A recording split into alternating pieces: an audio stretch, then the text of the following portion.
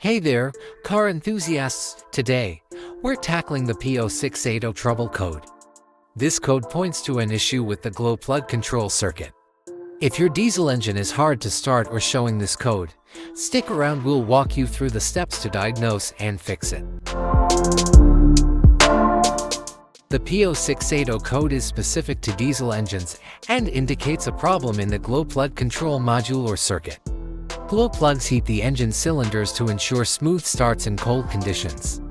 If they fail, your car might struggle to start or experience poor performance. A multimeter to test resistance and continuity. A socket set to remove the glow plug if necessary. Safety gloves and goggles to protect yourself. And, optionally, your car's service manual for reference. Carefully remove the glow plugs from the engine. Use a multimeter to proceed a test on the glow plugs. Read the result of the multimeter display. Note that a resistance of less than 6 ohms usually means the glow plug is good.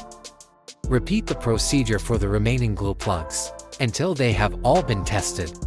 If any of the glow plugs fail the test, it is recommended that the entire set be replaced. The glow plug control module is located on the engine and with a direct connection to the engine control unit. First, carefully remove the glow plug control module from the vehicle.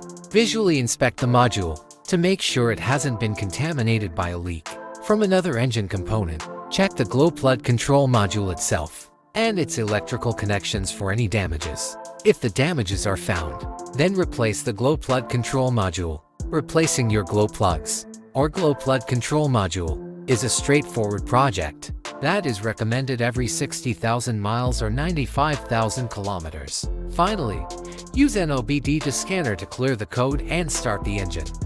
If the code doesn't return, you've successfully fixed the issue. And that's it for today's video.